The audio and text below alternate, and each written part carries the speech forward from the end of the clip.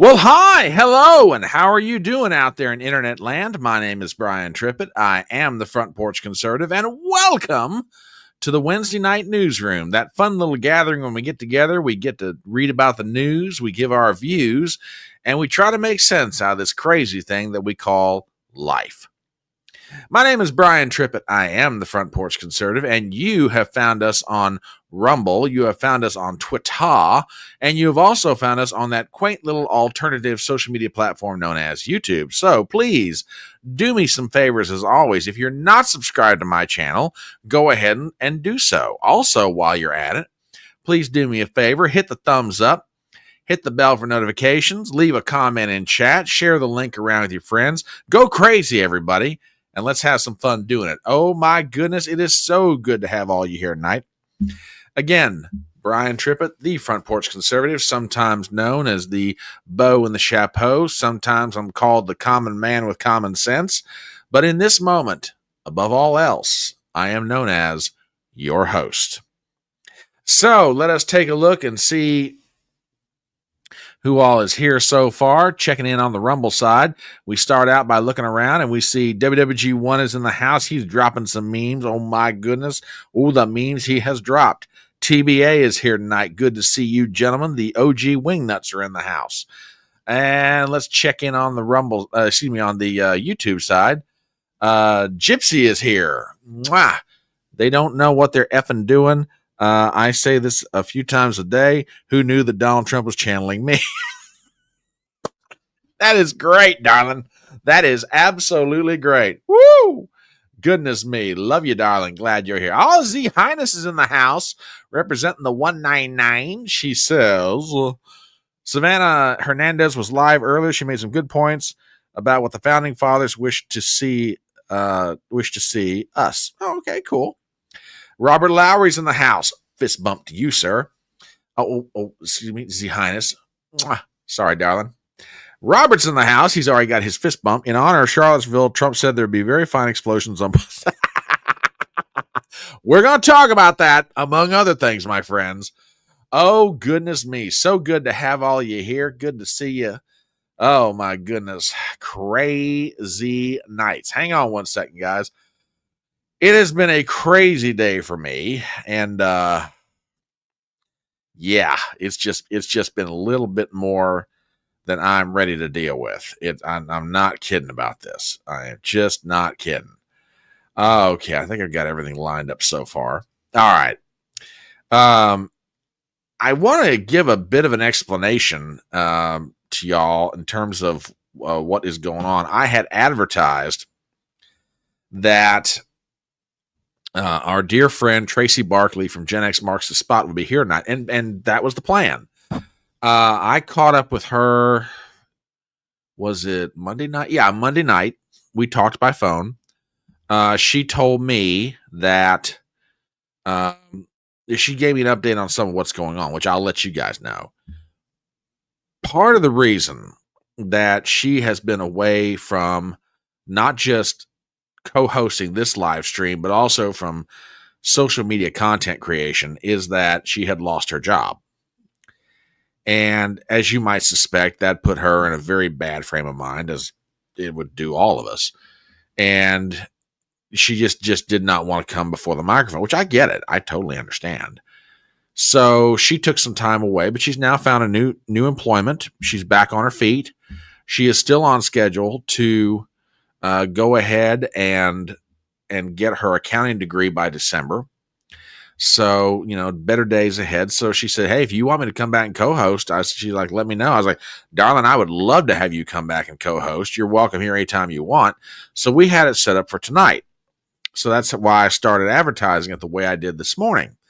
Well, rounds about, was it 1:30, 2 o'clock this afternoon, I got a text from Tracy, and she said, hey, I'm tied up at work. I'm having to work late. I can't do it. Will you reschedule me to next Wednesday? Like, yeah, that's perfectly fine. So that's what's going on. She sends her regrets that she's not able to be here, but Tracy's back. So keep an eye on her channel, and also keep an eye on this channel. She's going to be back co-hosting on the regular on the Wednesday night newsroom. WWG1 says, admit it, Brian, you effed up. Wait a minute. How is this my fault? I didn't do anything. I didn't F anything up. What the heck? Oh, my gosh. Goodness. Just hello, Miss just for your lovely mug tonight, eh? Excited to see her more. Well, okay, darling. I get it. I get it. Yes, Tracy is a very attractive lady and fine. If you want to see more of her, she will be here, God willing, next Wednesday night. Oh, fine. I see how it is, Jessica. Just blow me off. Just like, oh yeah, good to see your mug, but I was more excited to see hers. No, don't worry. I'm just giving you grief, darling. Good to see you, gorgeous. Oh my goodness, there is so much to talk about. So much to talk about. Now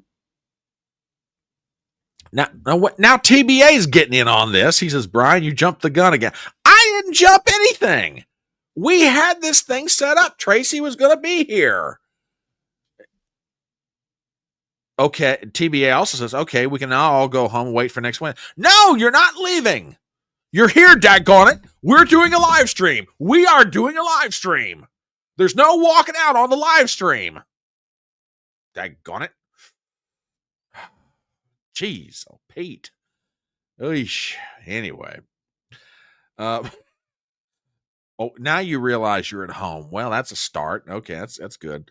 Yeah, there's no crying on the live stream, TBA. There's no crying on the live stream.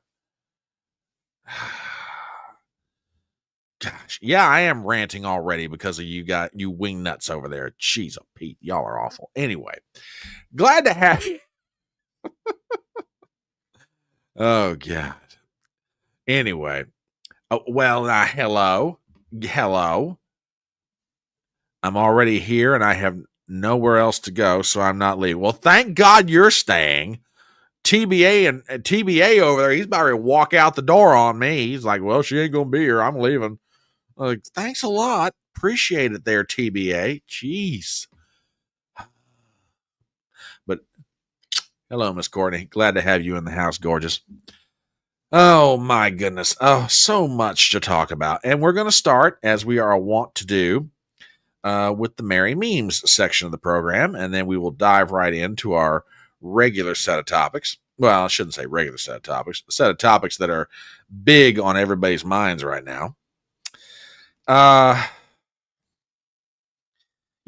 We're always trying to teach our children that they should tell the truth. And, let's be honest. Parents sometimes are a little bit sneaky about how they get you to do things. They say, if you don't stop doing that, then this is going to happen. Well, I think parents are starting to figure out, at least conservative parents are starting to figure out a way how to get their kids to not lie and always tell the truth. I mean, look, if your parents threatened you with this, wouldn't that make you more truthful? I mean, my Lord. I don't know about anybody else, but I'd definitely be like, yep, I'm telling the truth. You got it. No problem. I don't want to grow up to be one of those. No, sir. So, yeah. So, you're looking for a way to make sure your kids stay honest? Try this one on them sometime. Now, Gypsy, you got the right idea. You got the absolute right idea. If you're here, you're here. If you're leaving, you got to get a pass. I like that. I like that thinking. Jeez. Y'all are just, I'll tell you what. Goodness me. All right. What else do we have here? Yes. Good news, ladies and gentlemen. Now, as all of you who are regular, yes, my dear, you may go to the bathroom. I give you permission. Don't forget to stop by Gypsy's desk and get your hall pass. That's all we ask, though. Okay. Don't want you roaming the halls like hanging out with the other girls and smoking in the bathroom or whatever y'all do. Don't need that stuff happening. Okay. Anyway, as you all are aware, WWG1 says, do I need a pass to go to the bathroom too? Go see Gypsy. She'll give you a pass and we'll go from there. So there you go. Anyway, as all of you are aware, here on the Electronic Front Porch, we are always trying to expand education. And to that end, we've been trying to set up some language enhancement skills for those of you who are trying to acquire new skills in the way of a new language. Particularly, we've been focusing on Spanish. And this week, we have some contributions to that effort. For example, do you know what the Spanish word Israel means? Well, if you haven't, Israel is simple. You know, fuck around, you know, find out. Israel simple. There you go, folks. Little did you realize that, a word one way means so much more in Spanish. So just remember, in class, repeat after me. Israel simple. You know, fuck around, you know, find out. So, get your pencils out and your paper and jot that one down. So you can use that one later with your friends and really impress people at cocktail parties with your knowledge of Spanish. There you go. There you go. Goodness. All right. What else do we have in the way of our bilingual education efforts? Let's see here. Yes. We also have a couple more Spanish words. And here's one that you didn't realize had such dual purpose. I mean, for example, I think when I put this up on the screen, you're going to understand what I'm getting at. Ayatollah. In Spanish, here's how you would use it. Ayatollah, you stop fucking around. It is in the U.S., but you didn't listen. Ayatollah, Like I say, little did we all know that these words would have so many different and multiple applications in the Spanish language. There you go. Is this on a test? No, we're not necessarily testing for this one, Z Highness, but we are putting this out here just simply for your enhancement and the betterment of your life. I just thought you guys, when you're talking with your friends in Spanish and you're trying to figure out, ways to communicate with them, I just thought these sort of things might be helpful to you. But no tests are going to be taken, no grades, no nothing like that. Just like I said, for your own benefit. There you go. Ayatollah, stop fucking around. It isn't in the U.S., but you didn't listen. Oh, Lucy, you got some splaining to do. For those of you old enough to catch that reference. Anywho, one more in the way of our bilingual education efforts. And, this one's pretty useful. This one, like the other two, are very, very useful, And, hang on. Gotta take that down off the screen.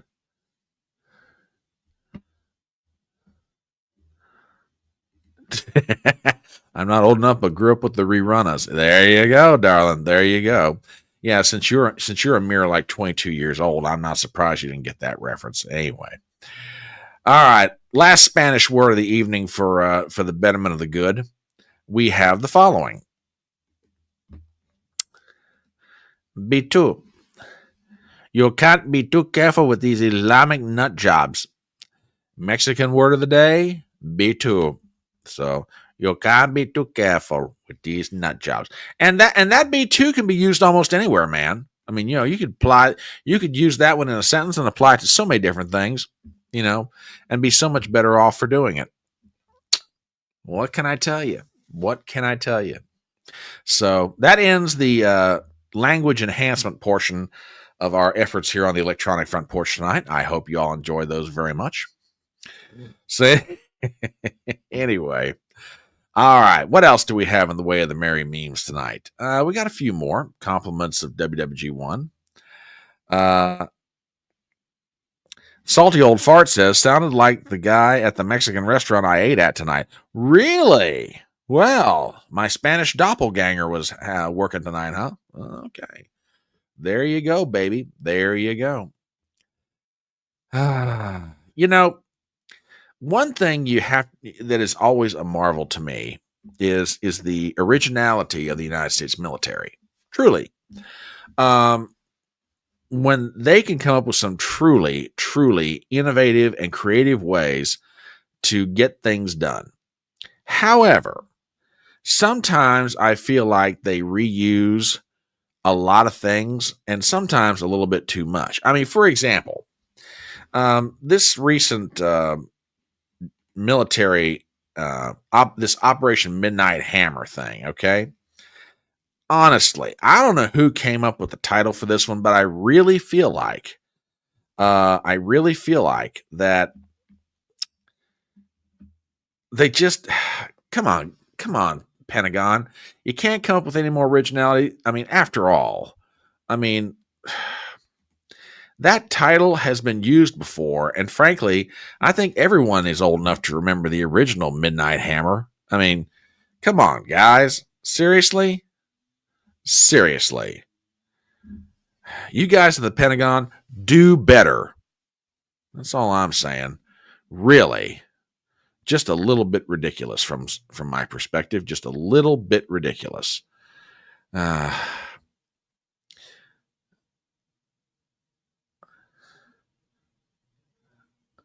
WWG1 says, I see he skipped my comment. Such a prude. Well, now, wait a minute. Hang on. Your Spanish is questionable. You accidentally said, you will lick my lollipop.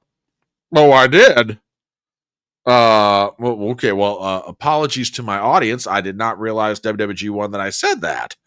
All right. Well, as we are a family-oriented show, we will always try to maintain certain decorum here. So if I did make that mistake, my apologies to you all. So thanks for that one, WWG1. I do appreciate it.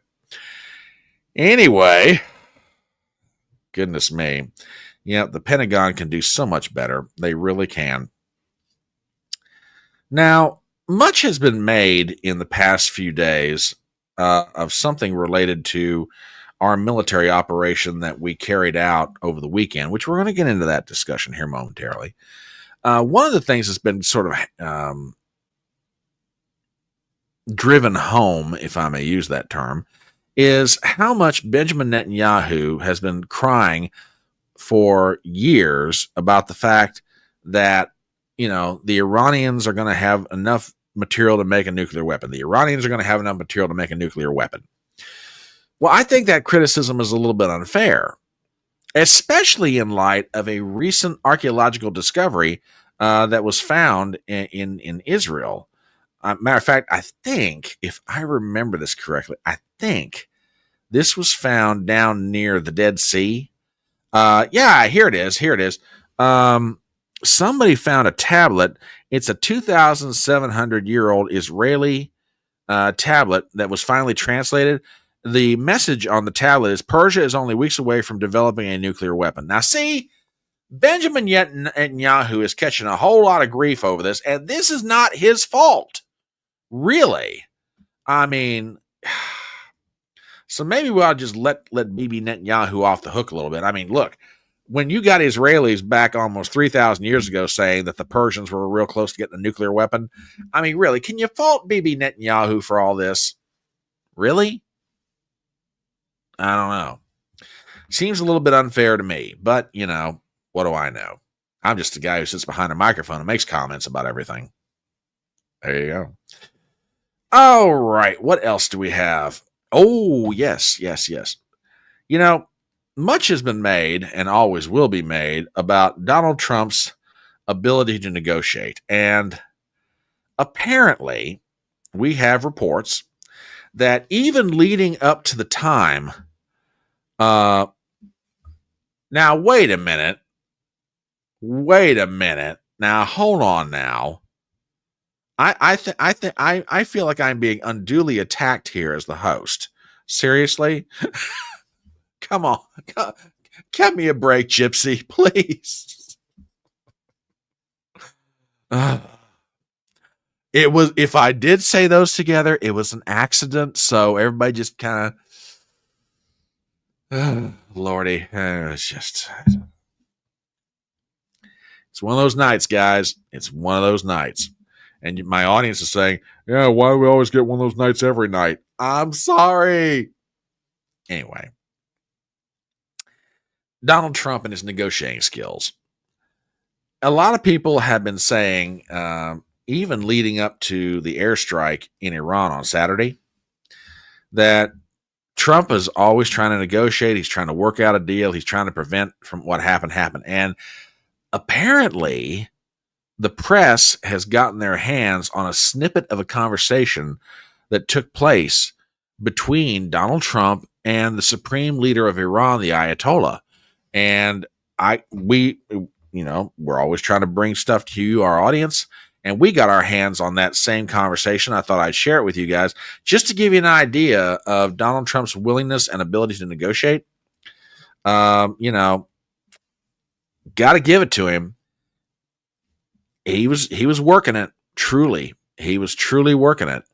He wanted to know what it would take for them to let go of the whole thing. The Iranians said, give us, a pallet of cash. They settled on a dollar amount. Donald said, hey, no problem. I'm dropping it off right now. Just look outside. Well, there you go. Yeah, I mean, you got to give Trump credit. He's always trying to find a way to make the art of the deal. There you go. Oh, goodness me. Goodness me. All right. What else do we have in the way of the merry memes tonight? Let's see here. Undoubtedly,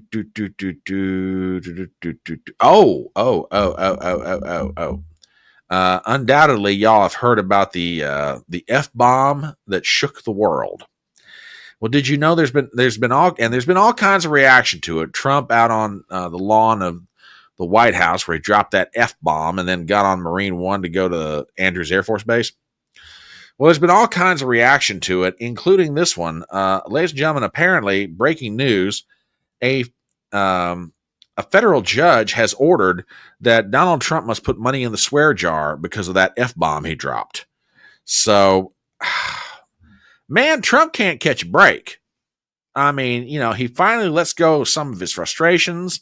He's trying to get it out of his system before he goes overseas and visits with world leaders. And what's he get for his trouble? You got a federal judge wants him to put money into a swear jar over the F-bomb. Come on, man. Give the poor guy a break. Really? Give Trump a break. I mean, look, if you're under that kind of pressure, you might drop an F-bomb too. Just saying. And no one would expect you to drop money in a swear jar. So why should we expect the president? Come on. You got to, I'm telling you, there are days you have got to feel bad for Donald Trump. I mean, really bad for the poor guy. This one, I'm just going to entitle it as, and I think I commented on Twitter about this one. I think I call this one the evolution of political communication from the founding of the Republic to current. And for those of you who didn't get to see the tweet, I think you'll understand what I'm talking about when you read the following. 7 years ago, the only thing we have to fear is fear itself. Mr. Gorbachev, tear down this wall. They don't know what the fuck they're doing. As I say, ladies and gentlemen, the evolution of political discourse in America since the founding of the Republic to current. Are we better off? Are we worse off? I don't know. You be the judge. So there you go. Let's see. One more, and then we'll get into our main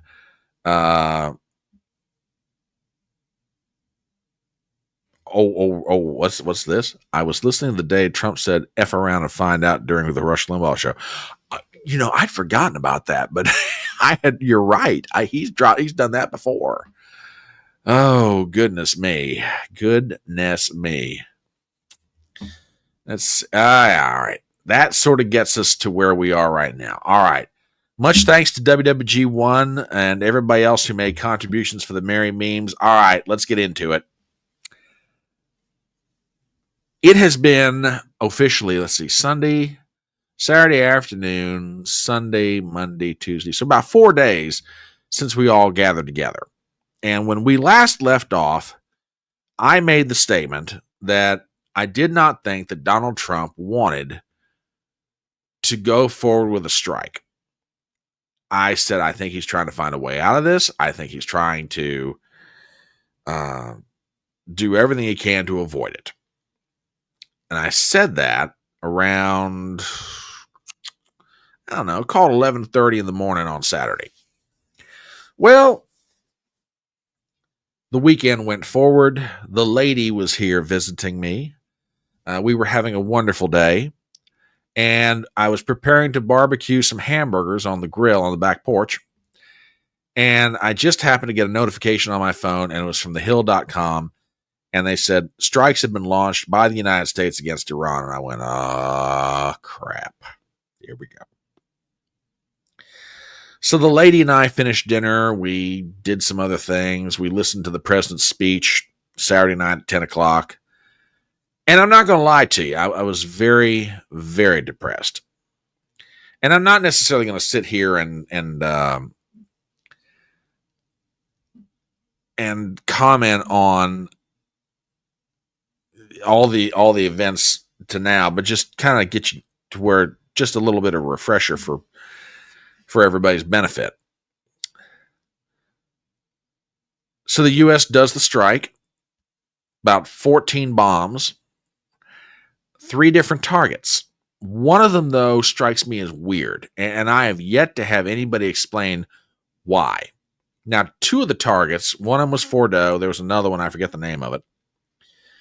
In both of those cases, we used bunker-busting bombs, dropped from B-2s. Okay. And the Israelis kept making the justification, these uranium enrichment sites, they're underground. The B-2 bombers with those bunker busters are the only way we can get to them. Or let me rephrase that. One of the ways we can get to them most effectively, yada, yada, yada. The third site, however, we launched Tomahawk. It was above ground, and we launched Tomahawk missiles off a U.S. submarine. Okay. And the questions that I'm about to ask are not necessarily original to me, but they do make sense. Number one, if the Israelis had air supremacy, why didn't they already knock out this target? It's above ground. It's not like they couldn't go in and just drop bombs on their own and do it. Why did they need us? Number two, what was so important about this target that it had to be included in the strike package? Somebody want to explain that one to me? So there's all that. Then comes Monday, and the Iranians launched their response. They send some rockets toward Qatar, and I thought, however, the best analogy that I heard to describe what the Iranians did was sent to me by my buddy Smiling Jack. He said, in dueling, there's an old custom where both sides let go their pistols up in the air. They don't shoot at each other. They let their pistols go up in the air. And it's a signal that honor has been satisfied. Let's end this. And that's basically what happened. The Iranians say they're not launching anything further. The Americans say they're not launching anything further. Reports come in that Israel, through intermediaries, tell the Iranians, hey, we're going to wrap up what we're doing in a couple of days. At that point, everybody thinks we got the off-ramp. Okay? That was at around 1 o'clock Monday afternoon. All right. And then at 6 o'clock that night, Donald Trump dropped the following Truth Social post. And it reads like this, for those of you who didn't get to see it. It has been fully agreed by and between Iran and Israel that there be a complete and total ceasefire in approximately 6 hours from now, when Israel and Iran have wound down and completed their in-process final missions for 12 hours, at which point war will be considered ended. Officially, Iran will start the ceasefire, and upon the 12th hour, Israel will start the ceasefire, and upon the 24th hour, an official end to the 12-day war. Everybody at that point is jumping for joy, me included. I thought to myself, thank God we got it. we got ourselves a way out of this thing. Because I mean, I'm not gonna lie to y'all. I am not gonna lie. I was scared to death because I'm sitting here going, if the Iranians launch any kind of a full scale attack, we've got the beginnings of World War III. Because that's going to bring in the Chinese, it's going to bring in the Russians, and at that point, it's game on. TBA over on Rumble says it was a big kayfabe. I wasn't worried at all. WWG1 says the U.S. government is what keeps Israel in power. They have no military advantage unless sanctioned by the U.S. They will not make a move unless the U.S. lets them. Hold on to that thought, my friend, because I'm not so sure that's completely true, and I'll tell you why here in a minute. Now, Trump posts that comment on Truth Social. Okay, cool. Now, that's Monday night around 6 o'clock. It's what happens between 6 a.m. and the next morning that led up to Trump letting go with that, F-bomb on the White House lawn Tuesday morning. Because, and kind of, sort of some of this you might actually expect to see happen. I mean, with a ceasefire, you're thinking, well, okay, one side's going to get in some licks, and that's what happened. Okay. At the tail end of this, before the ink was dry on this ceasefire, a rocket gets launched out of Iran towards southern Israel. Okay, doesn't land, doesn't really do any damage, whatever. But before you know it, the daggone Israelis are absolutely trying to carpet bomb Iran back into the Stone Age. There's supposed to be a ceasefire going on. Okay? And it was just absolutely crazy. And hang on a minute, because I've got to find this, and it's so worth playing again, because it is totally understandable Trump's frustration in all this. Let me find it real fast. And because you got to think about it from his perspective, right? From probably, call it 1:30 in the afternoon on Monday till he went to bed at probably 3-4 in the morning, right? Been working the phones, trying to get this thing straightened out, yada, yada, yada. Okay. And then he wakes up to find out that the Israelis, not only have they lied to him, which I'll explain here in a second, not only have they lied to him, they went further in their actions than what they even told him they were going to do. Now, what do I mean by they lied? They lied to him. When Trump first, according to reports, when Trump first got word that the Israelis were launching strikes into Iran despite the ceasefire being in place, he calls up, according to reports, he calls up Netanyahu, right? And says, what the hell are you doing? Cool it. Netanyahu's like, look, this is last minute stuff. We're going to scale it down, yada, yada, yada. Okay. Trump's like, all right, I don't like this, but as fast as you can, cool it. As a matter of fact, have I got that here? Yeah, I think I do. Here it is. This is Trump posting on Truth Social. I guess it was Tuesday morning around 7:30 a.m. For those who may not have seen this, he posts on Truth Social, says, Israel is not going to attack Iran. All planes will turn around and head home while doing a friendly plane wave to Iran. Nobody will be hurt. This ceasefire is in effect. Thank you for your attention. Well, not only did Netanyahu go lie to Trump, flat out lied to him, they went further than what they said they were even going to do. And that explains the now infamous F-bomb heard around the world. And for those of you who want to take a trip down memory lane on this one, and I can't say as I blame you, because frankly, this thing's kind of epic, or maybe you've not seen it yet. Ladies and gentlemen, here you go.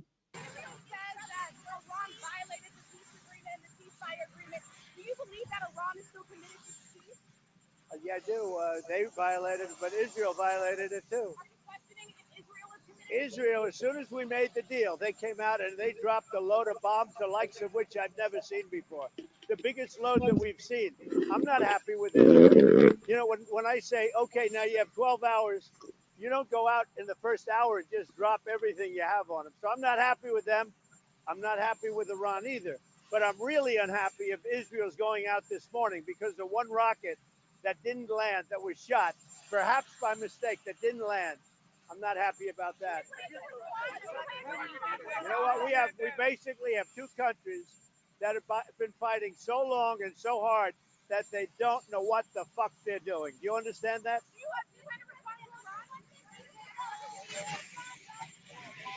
And walked right off. So let's talk about this for a little bit. But let me get some comments in here first. TBA says, I was sitting back eating popcorn. The whole weekend plus Monday was one big sixth generation warfare. The whole war was in our minds. Everything you think is happening isn't. But you think it is because the TV and the newspapers tell you it is. Mass manipulation of our thoughts. That's what happened over the weekend on Monday. I've heard the F-bomb heard around the world, and it was a great acting job. Okay. Interesting. WWG1 says, I took a poop. That's what I heard around the world once, and I didn't even get a no up. Oh, jeez. Anyway, let's talk about all this for a second. I mean, for my part, I'm just going to give you some random thoughts here in no particular order.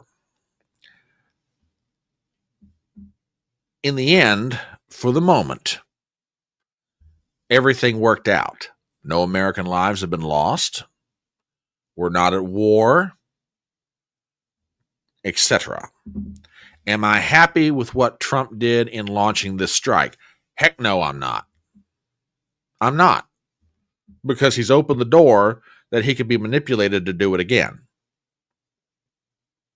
Okay. Because that's going to be the next thing here. That's going to be the next thing, and it's already started. Well, how do we know the Iranians didn't move all that nuclear material out of Fordo? How do we know we got it? I mean, now you've got leaked intelligence assessments saying, well, we didn't really do that much damage. I mean, just the total discrediting of what was done. So now the line gets moved a little bit more. Okay, well, now you've done it, but you didn't do it well enough, so you're going to go back and do it again. So no, I'm not happy with Trump in this. Don't get me wrong, still love him, but I'm not happy with this. So there's that.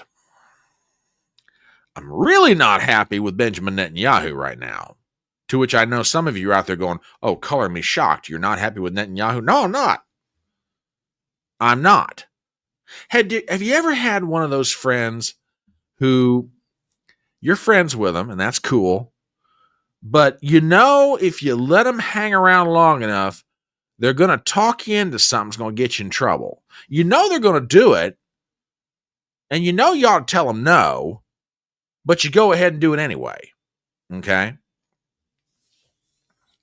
That's what Benjamin Netanyahu and the government of Israel is right now to the United States. They're that one friend that that if you let them hang around long enough, sooner or later they're going to talk you into doing something stupid. Okay? And it's not even so much they talked the United States into doing something stupid. As far as I'm concerned, they talked them into doing something evil, and they always had the intent to do it. And I'm going to back that point up here in just 1 second. Okay? So I'm not happy with Trump doing it. Still love Trump. I still think he's got the potential to go down in history as one of the best presidents we've ever had. Warts and all. Oh, wait a minute. Hey, you guys want to have some fun here real quick? Okay, I'll bite on this. Hang on just a second. Give me 1 second here, folks. Miss Gypsy has been gracious enough to send us something. And you know what? I'll play it. Because frankly, it's that kind of a night. Hang on, folks. 1 second here. Compliments of Miss Gypsy. Let me get this pulled up for you guys. everybody marvels over the fact that Trump dropped an F-bomb on Monday. Well, he did that a long time ago, and on the one-person show that, Lord have mercy. Watch this.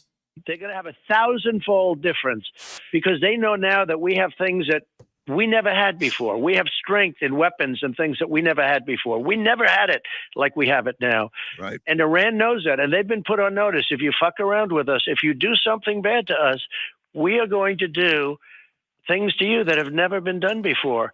And they understand that. But now, here's my question.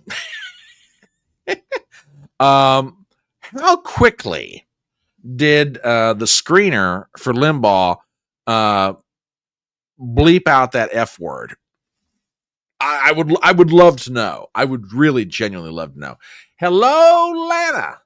Mwah. At this point, it feels like the friend who continuously takes advantage of the friendship. Yeah, that's another good way of putting it. And we're going to get it. Like I said, I got something to show you guys.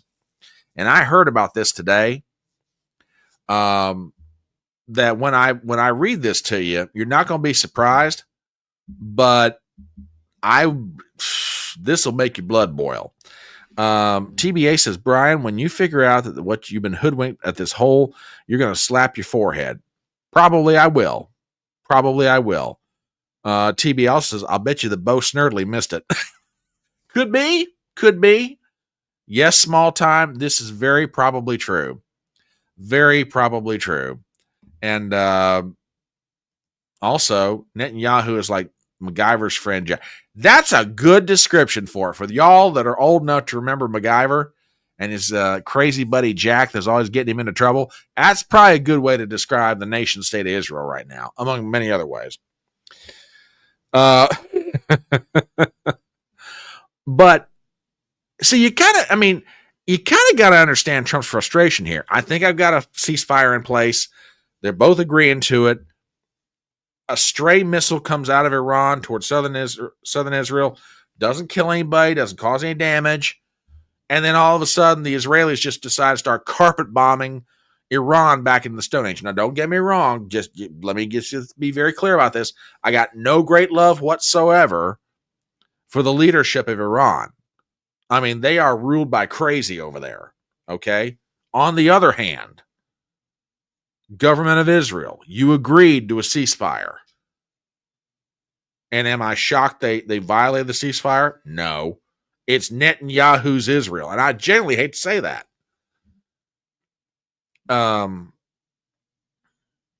Who was I listening to the other day?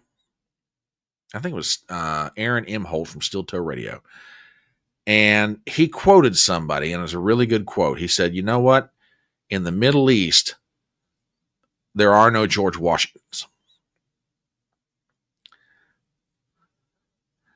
And the point being that, it's like that line from that old song. There ain't no good guy and there ain't no bad guy. It's just you and me, and we just disagree.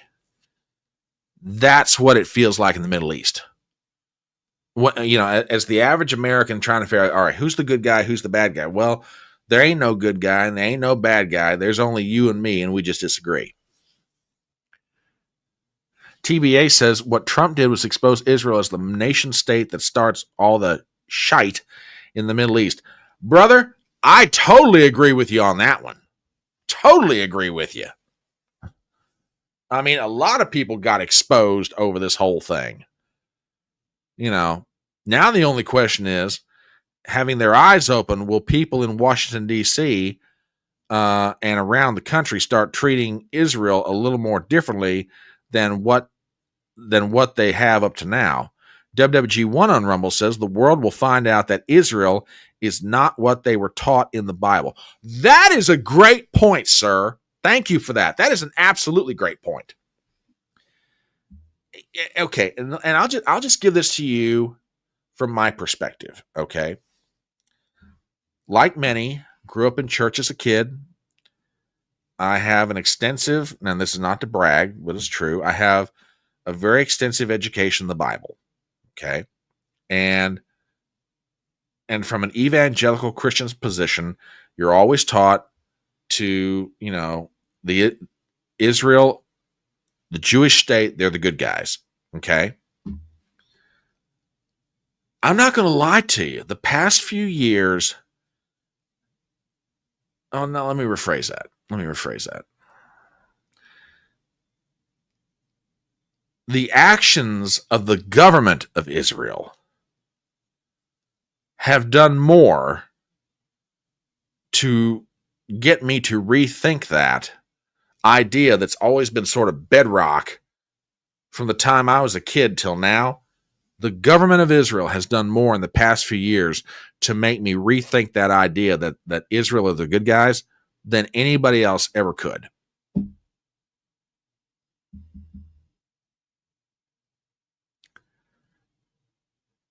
Now, if they changed leadership in the government of Israel, would it make a difference? I don't know. Well, yeah, I know this is true.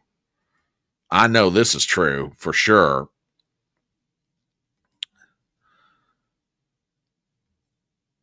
But I'm sorry, and gentlemen over there on Rumble, I think you guys are absolutely right.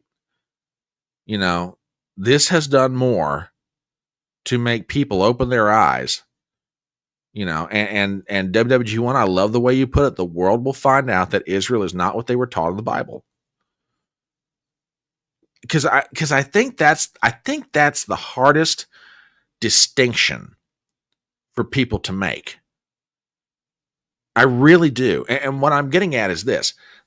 A lot of them cannot distinguish between the people of Israel, the average citizens, okay, and their government. And it is very hard for people, especially people like me, that were taught, hey, the Israelis are the good guys. They're God's chosen. You know, no matter what, you don't go against them, yada, yada, yada, a.k.a. Ted Cruz. Okay. When you've grown up with that kind of mentality put into your head, it is very hard for you to come to the realization, hey, man, these guys are crooked like a dog's hind leg. Bibi Netanyahu, man, he's not a good character. Because now this is, again, just me talking off the top of my head here. I think somewhere along the way, Bibi Netanyahu crossed a line between wanting to defend the people of Israel to we're going to eliminate every possible enemy of the Jewish people. There's a line. I mean, there's a line there. Defend your people through righteous self-defense and become the aggressor. And somewhere along the way, he crossed that line. He absolutely did. And frankly, you begin to understand why Bibi Netanyahu has a 30% rating among the people of Israel, according to some polls. And it makes you wonder, did he do all this just to retain power and stay in office? You know, does make you wonder.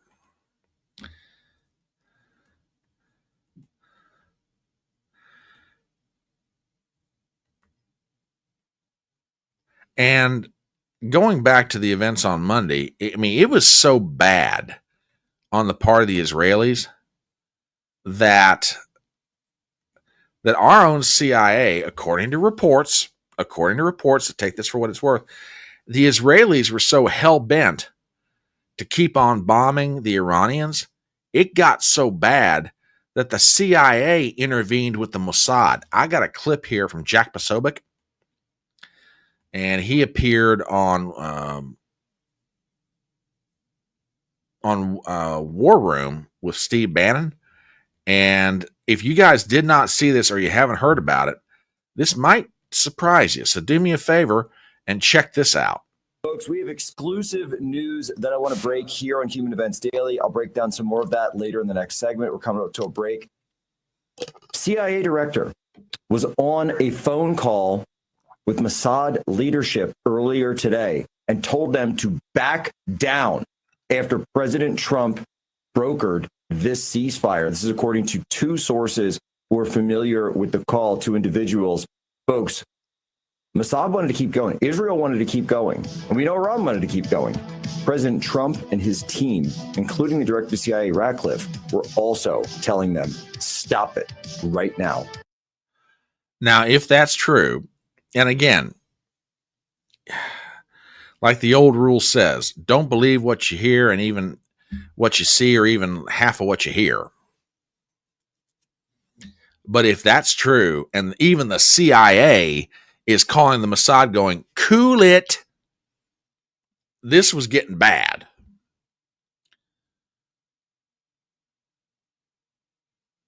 Well, okay. All right, I'll give you that one.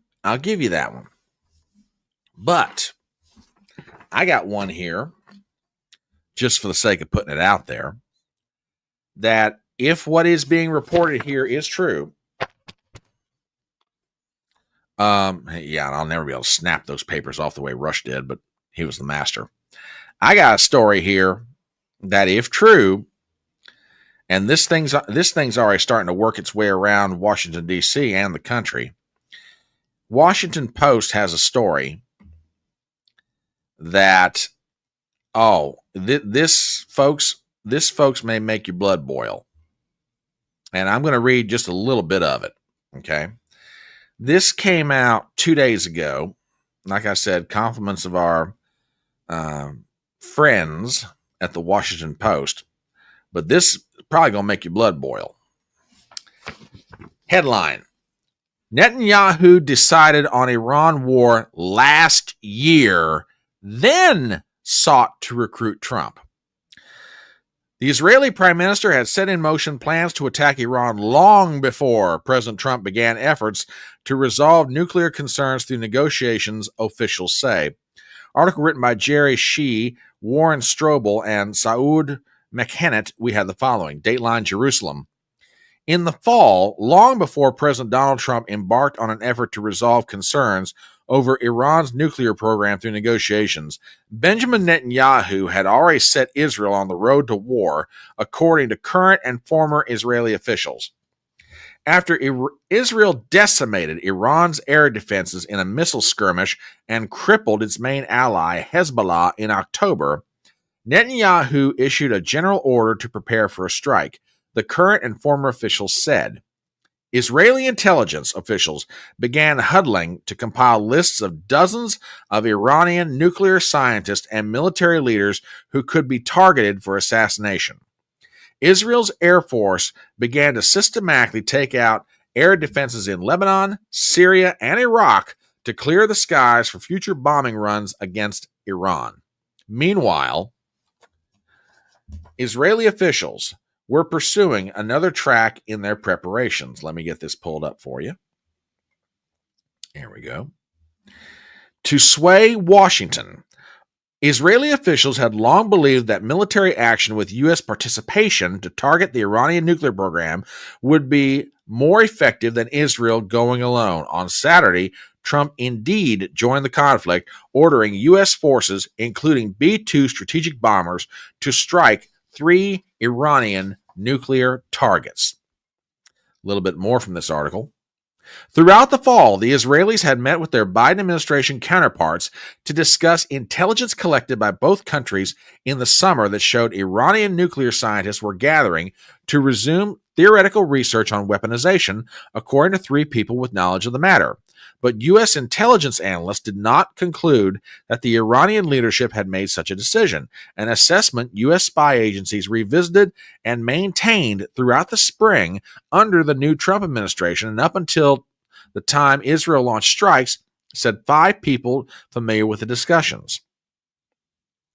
In private conversations, however, Israeli government officials had said that they were already decided by March, weeks before Netanyahu met Trump in the Oval Office on April 7th, to strike Iran with or without U.S. participation by June at the latest, said 2 people with knowledge of the matter. The reasoning was that Iran would have rebuilt its air defenses by the latter half of the year, one of the people said.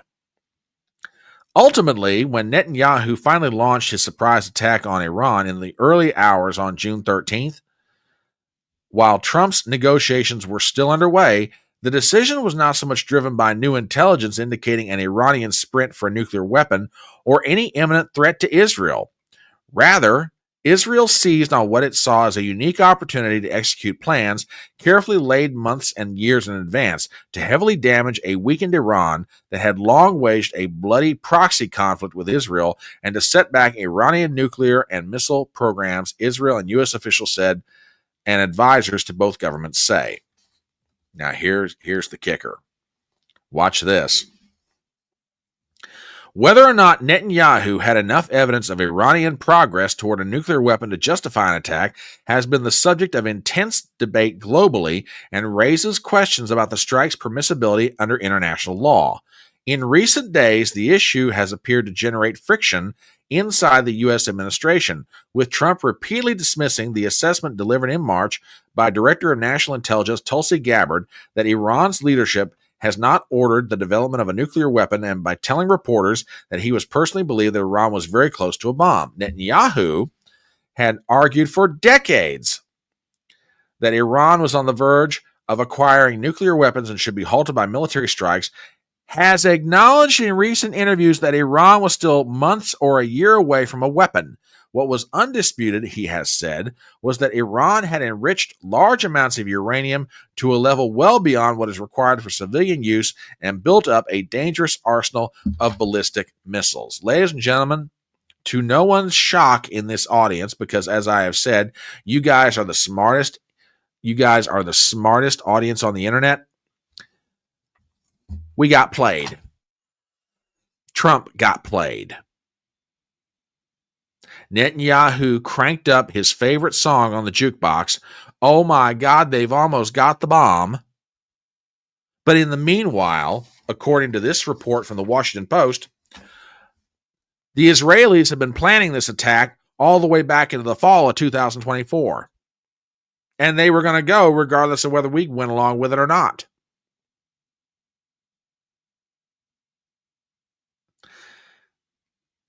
Now you begin to understand why I'm sitting here going, do I really want to keep on thinking of the Israelis as the good guys?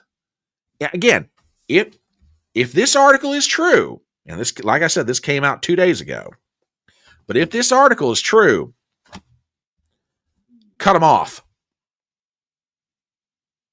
Cut them off. They played us.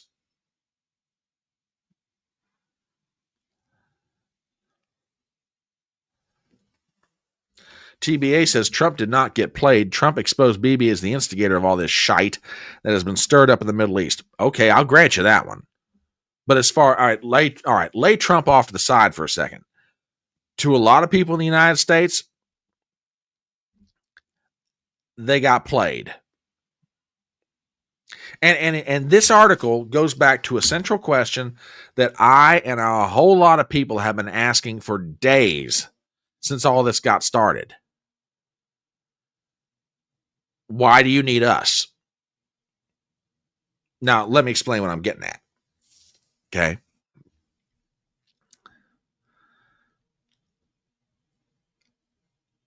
I'm kind of like a lot of people in this respect. If the government of Israel feels that they need to launch a preemptive strike against someone in the name of national self-defense, in other words, through whatever means they've acquired information that says, hey, these guys are going to do something bad to us. There's no time for us to try to negotiate our way out of this. We got to do something. Okay, you are a sovereign nation. You have the right to do that. Do I think you should? No, I don't. Especially in this case. You've got the Islamic Republic of Iran, which has 90 million plus people in it. Okay? It's 10 times bigger in terms of population. It's God knows how many times bigger in terms of land mass, weaponry, money, sophistication, whatever. Okay? If you're Israel, should you go picking a fight with these guys? No, I don't think you should. If you can find a peaceful, but they're always chanting death to Israel. I don't care what you say. I care about what you do. And that's a lesson that I wish the Israelis would learn. Oh, real easy for you to say that. You didn't have 6 million of your own killed in the Holocaust. Okay, was the Holocaust bad? Yes. Does anyone ever want to see it repeated again? No. But you cannot use that as a justification for every action that you engage in. We're not going to repeat the Holocaust. Never again. Okay. You're right. Never again. Does that mean you ought to apply that same logic to every situation you find yourself in? No. But anyway, getting back to what I was starting with. If the Israelis make the decision that it is in their self-interest as a nation to attack another nation preemptively to stop something they feel is very bad that could happen to them, okay, fine. I get it. I don't agree with it, but I get it. But that said, you're the one making that decision, Israel. What do you need us for? I mean, you kept telling everybody, hey, we've got air supremacy over Iran. We've launched enough strikes. We've knocked out all their air defense systems. We have supremacy over the skies. You know, they're weakened. They're whatever. Da da da da. Well, that turned out to be a lie. And by the way, I have heard it said.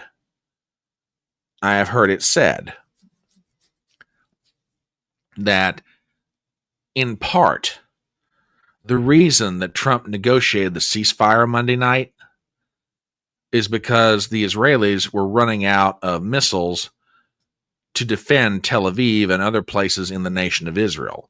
In other words, their stockpiles were getting lower and lower and lower because they underestimated what the Iranians were capable of. Now, if that's the case, and again, will we ever know the truth? I have no idea. But if that is indeed the case, then it makes Israel's violation of the ceasefire even all the more galling.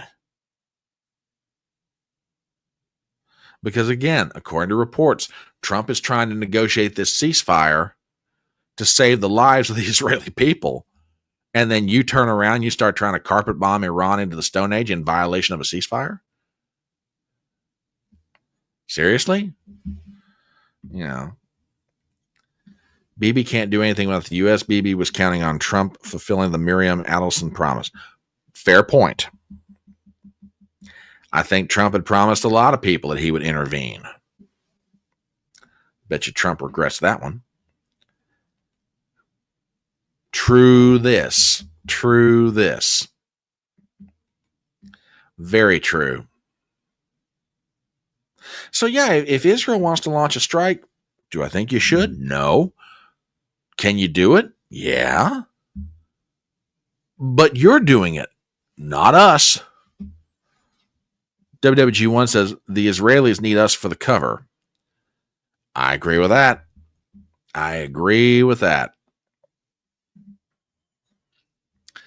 So yeah, that's more or less where we are. But there is one piece of good news that I have just recently heard about this evening, and maybe you guys had heard about it earlier in the day.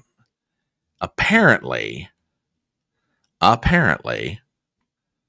the Israelis and the Iranians, the U.S. and the Iranians are holding a meeting next week. I've got an article here from Axios.com, and this is a little bit of good news.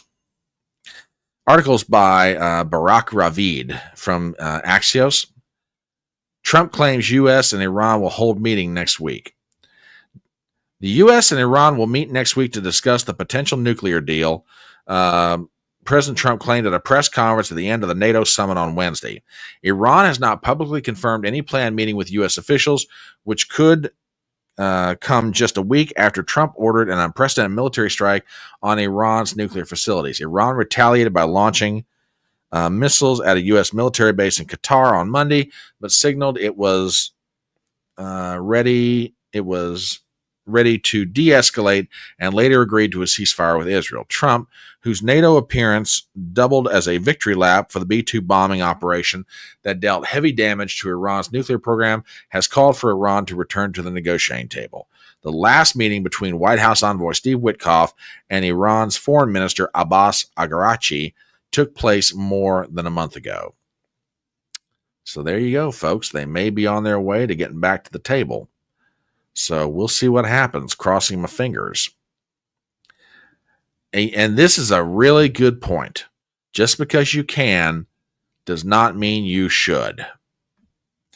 Or, to borrow a line from one of my favorite movies, Jurassic Park, Jeff Goldblum.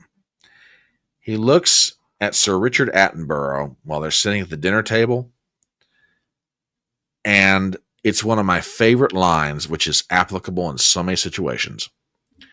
You spent so much time figuring out how to do it, you didn't stop long enough to ask if you should. There you go. Anyway. All right. Tell you what, let us move to another compartment of the train, so to speak. But before we do, let me get in a real quick commercial here. My name is Brian Trippett, and this is the Wednesday Night Newsroom. It's a fun little live stream we do. Get together, we talk about the news, we give our views, etc. So if you appreciate what we're doing here and you're not a subscriber to the channel already, do me some favors. Number one, go ahead and subscribe on YouTube and on Rumble. Number two, hit the bell for notifications. I want to make sure you're always aware when new stuff's coming out. Number three, leave a thumbs up, leave a comment.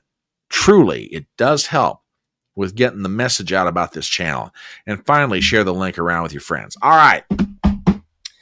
Let us get into another topic. And this one has got everybody in the Democrat Party scared crapless. And frankly, it ought to scare the Republicans to death, too. Did you guys hear about the primary up in New York last night for the office of mayor? New York City held its primary the other night to determine who would be the standard bearer for the Democrat Party. And a legend in New York politics, Andrew Cuomo, former governor, former secretary of Housing and Urban Development, former Attorney General, the son of the legendary Mario Cuomo, or as Rush used to love to call him, Mario the Pious, was up against a 33-year-old kid, last name Mamdani. Nobody, when this race got started, thought that Mamdani had any chance whatsoever against Cuomo. Well, a funny thing happened on the way to the election.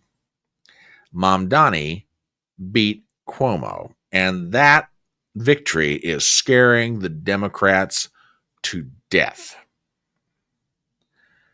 Okay. With that, I take you to an article from Axios.com. Headline, Mamdani win freaks out some Dems about their own primaries. Article by Andrew Solander. We've got the following. Dateline, New York City.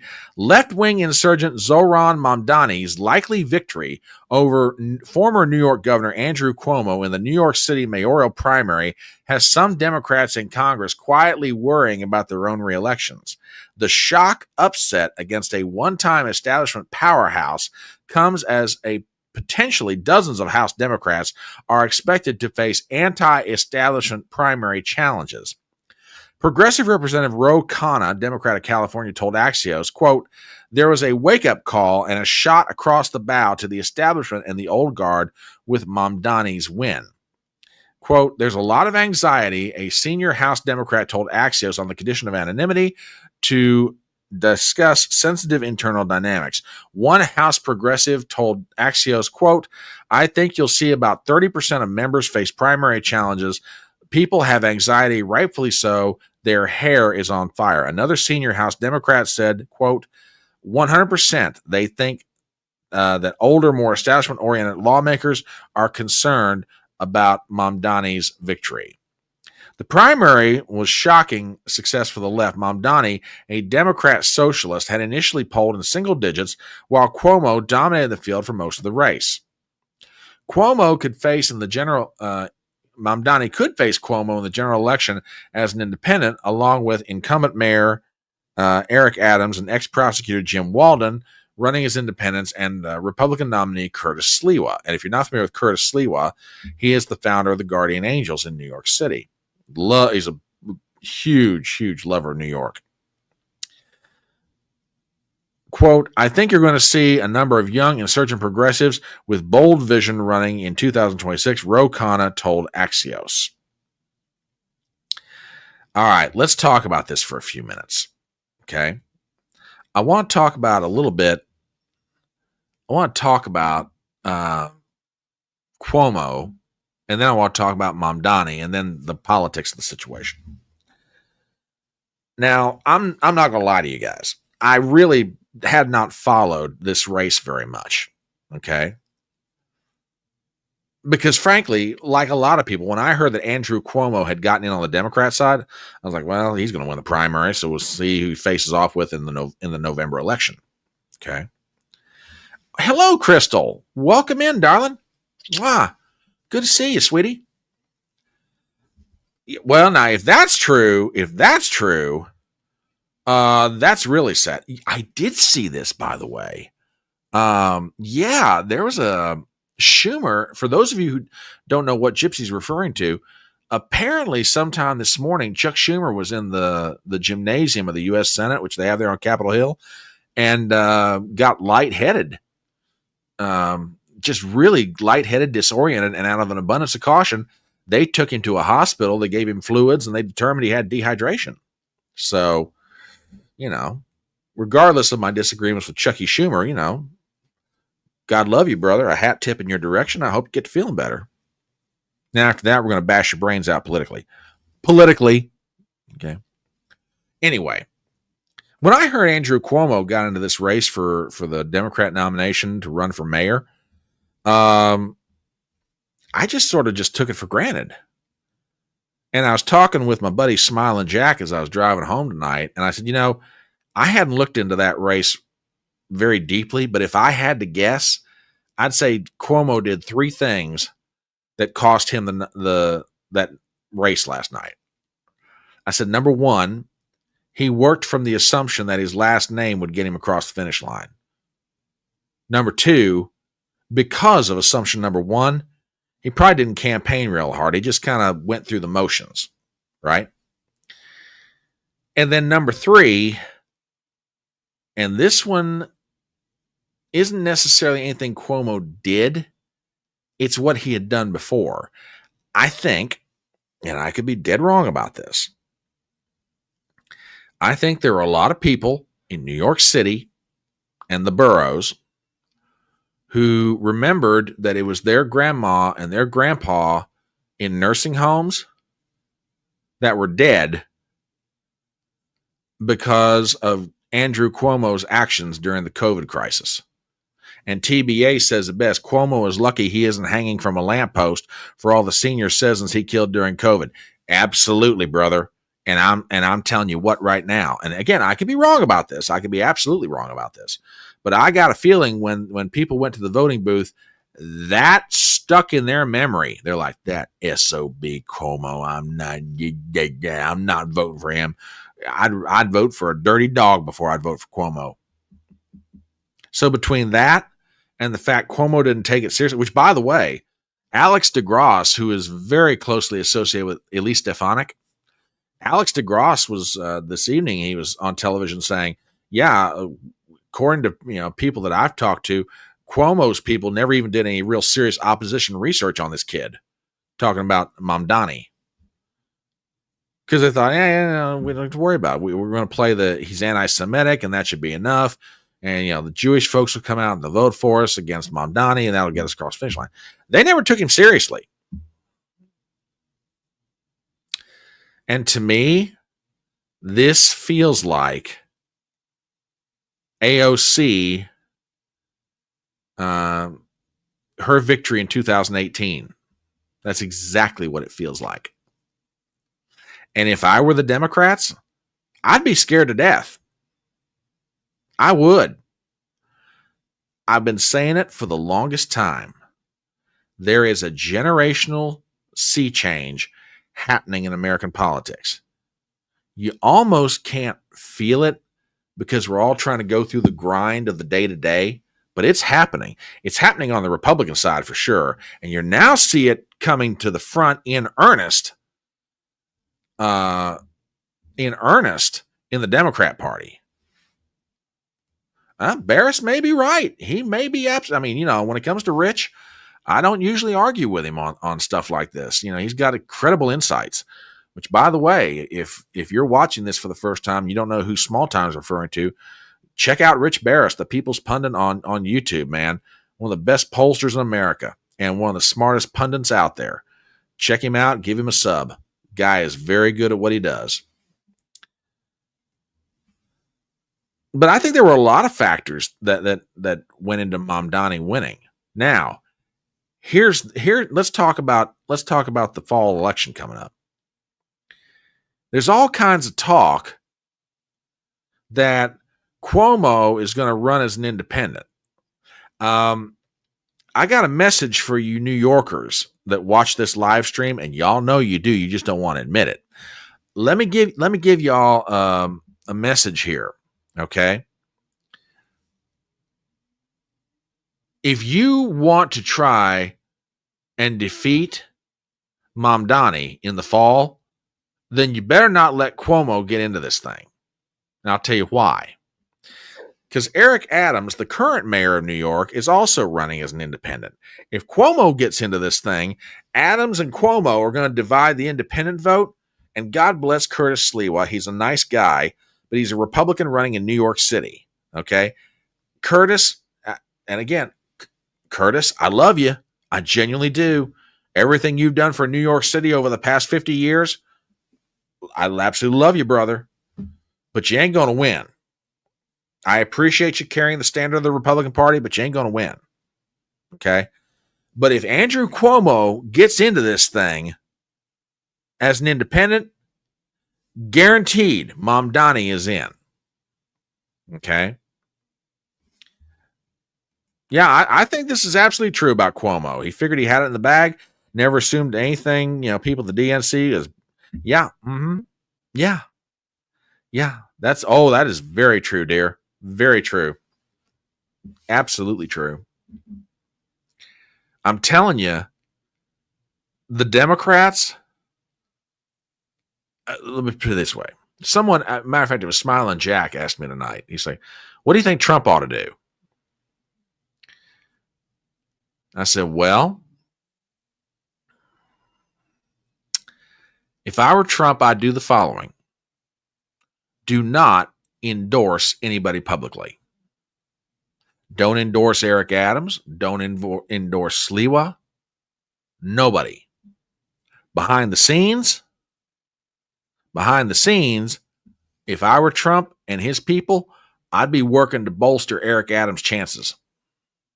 And I hate to say that because Curtis Sliwa was running as a Republican, but Curtis Sliwa doesn't stand a snowball's chance in Hades.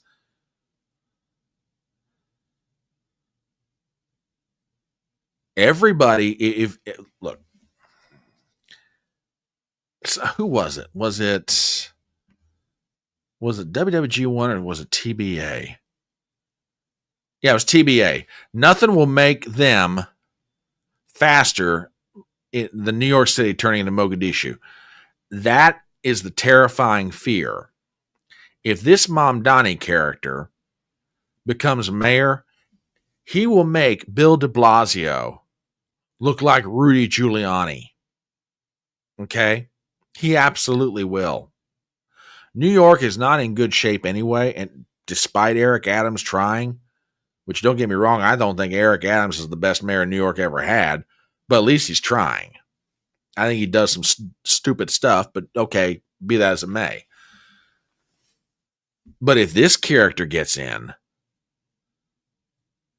Mogadishu might look better than what New York City is going to turn into. Seriously. So, Democrats, Republicans, y'all better get together. I mean, I know publicly you guys don't like each other. Privately is a whole other issue. But you guys up there in New York better get together and figure out how to keep this guy out of office. I'm not saying Eric Adams is the best thing since sliced bread, but compared to this guy, Eric Adams is the second coming of Ronald Reagan. And I'm telling you, I mean, and I haven't even got into a discussion yet of this guy, of Mamdani's ideas, the things he wants to do, $30 an hour minimum wage, New York City running grocery stores, etc. We can get into that sometime. But you guys better figure out what to do to him. And by the way, I got a message for both political parties. This kid tapped into the concern, the angst, dare I even use the word rage, over affordability, over prices, over standard of living. Y'all better be careful here, because that can bite both ways. That can not only bite the Democrats, and I think the author of that article is absolutely right. You're going to have a lot of old school Democrats get primary challenges this coming in 2026. By the way, be careful, Republicans. You might have the majority and you might have Donald Trump, but that snake bites both ways. If you guys don't get your arms around the issues of affordability and prices and inflation and helping the common man, you could be bitten just as easily as the Democrats are about to be. So I ask you, better listen to me on this one. For all you politicians out there that might see this live stream, I'm telling you, do not dismiss this Mamdani character and his victory up in New York as some kind of a weird fluke that's just unique to New York City. I'm telling you, this has legs. So take it for what it's worth. All right. One more thing, and we're going to bring the train into the station. Did you guys happen to see old Bernie Sanders? God love him. Bernie Sanders went on Joe Rogan the other day. And I will admit, I have not watched this thing yet. I'm dying to do it. But I'll say this. Bernie has definitely lost a little bit off his fastball. Okay. And Rogan was in a mood he wasn't given an inch. So I wanted to play you a couple of clips just for your own amusement. And here's the first one. So check out the exchange between Bernie and Joe. What it says is, you're a billionaire. You have now the constitutional right, because your money is your freedom of expression, right? So you don't like Bernie Sanders? You can put millions or hundreds of millions of dollars into a campaign and express your view about how terrible Bernie Sanders is, Right. and you can buy that election, right? That's your constitutional right. I think that's probably the worst decision that the Supreme Court has ever made. So what is the result of that decision? The result of that decision, let's take us to where we are today, is that Elon Musk, and I know Elon was on your show, and he's here in Austin, huh? Yeah.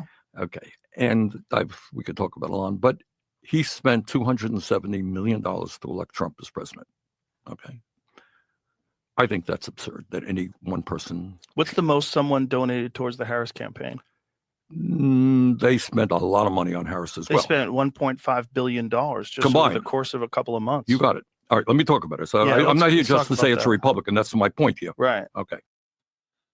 Now look. Do I think that money in politics is necessarily a good thing? No. Do I accept it as a necessary evil? Yeah. But if the Supreme Court is correct in what they decided years ago, that money equals free speech, who cares if Elon Musk dropped $275 million on Trump's behalf? Bernie, God knows you've had millionaires and billionaires give you money. And Joe Rogan brings up a perfectly valid point. The Democrats spent about $1.5 billion on Kamala Harris in the space of 2 months. You can't really sit there and complain about, one group of people and not point at your own political party there, Bernie. Just saying. All right, we got one more clip. And let me get this one pulled up for you guys. So they then got into further discussions. And I recommend you do this. You might want to check this thing out because this thing's pretty good. This clip runs about 45 seconds. And Bernie got into the discussion of who owns American companies right now. Okay. And the power of certain institutions. So do me a favor and check this one out and let me know what you think. And here we go. You know, you remember there was a day where somebody actually owned General Motors or owned Ford. Mhm. They're now owned by Wall Street firms. You got 3 Wall Street investment firms. BlackRock, you're familiar with BlackRock. They're Vanguard giant. and State Street. Exactly. Yeah. Check it out on Google. They Yeah. are combined, the 3 of them combined are the major stockholders of 95% of American corporations. How's that? That's not good. That's power. Right. How did that start and what could have been done to stop that from happening? Well, I think it's greed. These guys are smart. They're hardworking. They're motivated. They want more and more. So if I can buy this, I can buy this. I can sell this. Right. But they're all doing it within the law, right? Yeah. Yeah. Right. But- Which is that the problem? Yeah. But who makes that law? They do. Oh, Lord, Bernie. So many things I could say here. Well, you know, this is a good point. This is a good point. A lot of envy. I think that's a good way to describe it, dear. A lot of envy. You know, see, people like Bernie, and again, I'm just going to give you my take here for what it's worth, okay? People like Bernie get a lot of mileage by blurring the distinction between self-interest and greed, okay? And let me explain what I'm getting at. I have not a problem, one, with anybody in business or any business being self-interested. Yeah, because your job is to try to make as much money as you possibly can. I got no problem with that. Greed. Okay, when greed takes over and you're breaking laws and breaking ethics to get a buck, that's a problem. But I have not a problem, one, with people being self-interested. Okay? And I have no problem with somebody being as rich as Elon Musk. More on you, brother. Good for you. Glad you can do it. Especially given all those kids you got to pay child support on.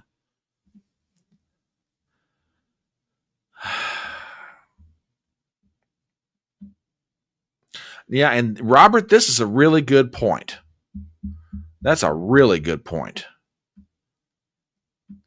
Doesn't mind when it's paying him, when it's helping buy his 2 or 3 houses, etc.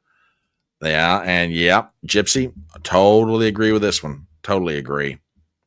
Absolutely. Absolutely. True dat, my friend. Yeah, I say, oh, look at that guy. He's got more money than me. So, did he break any laws getting it? No. Well, then what are you worried about? You don't like the fact he's got more money than you? Go out and work hard and try and make as much money as him. You know? Call me crazy. But might be better than you just sitting around whining and complaining than trying to make laws that stop somebody from making money. Again, call me crazy if you wish. All right. Let's bring this train into the station. It's about 8:30, and I know you guys have got lives you got to get back to, but I appreciate you taking part of your time and hanging out with me on a Wednesday night. So thank you very much for being here for the Wednesday night newsroom. We will be back this weekend with Front Porch Brunch, and going to try and do some other things in the meanwhile. As a matter of fact, I got inspired with an idea based on some of what we've been talking about tonight, and we'll see if we can kick that in, which I'll keep that under my hat for the time being. Anyway, do me some favors as you're going out the door, or I should say stepping off the porch. Hit the like button, leave a comment in chat. If you're not subscribed to the channel, please do so. Share the link around with your friends. Do all those things. Love you guys very much. You have a great rest of your Wednesday night. In the meanwhile, I'll see you guys Saturday morning, 10:30 a.m. for Front Porch Brunch. Love you guys. And remember the words of that great American philosopher, Tom T. Hall, when he said, "It's faster horses, younger lovers, older whiskey, and more money." Love you guys. Thanks for being there for me. Have a great night.